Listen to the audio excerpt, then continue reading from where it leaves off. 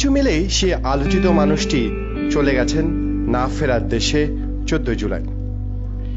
সে মানুষটির সঙ্গে বাংলাদেশের রাজনীতির অনেক বাঘ যেমন জড়িত, ঠিক একই সঙ্গে সে মানুষটির সঙ্গে ক্রিকেটও জড়িত। সেটা কিভাবে? আজকের যে মিরপুর স্টেডিয়াম বলেন, যে হোম অফ ক্রিকেট যাকে বলা হয়ে থাকে, সেই মিরপুর স্টেডিয়ামের গোড়াপত্তন কিন্তু করেছিলেন হোসেন মোহাম্মদ এরশাদ। তিনি তখন রাষ্ট্রপতি ছিলেন বাংলাদেশের। সেটা বলছি 80-র দশকের কথা। তখন অবশ্য ক্রিকেট ছিল না মিরপুর স্টেডিয়ামে। তার সময় তার হাত ধরেই এই মিরপুর স্টেডিয়ামের পথ চলা শুরু, নির্মাণ কাজ শুরু হয়েছিল। তাই অনেকটা এরকম আদলই ছিল, এবং সেই স্টেডিয়ামটি নির্মাণ করা হয়েছিল মূলত ফুটবল খেলার জন্য।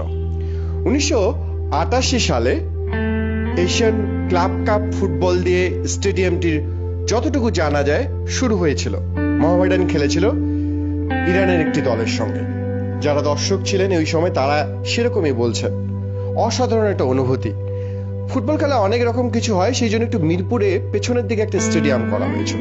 কালের বিবর্তনে, সময়ের পথ পরিক্রমায় এক সময় শুধুমাত্র ক্রিকেটের জন্য চলে আসে স্টেডিয়ামটি।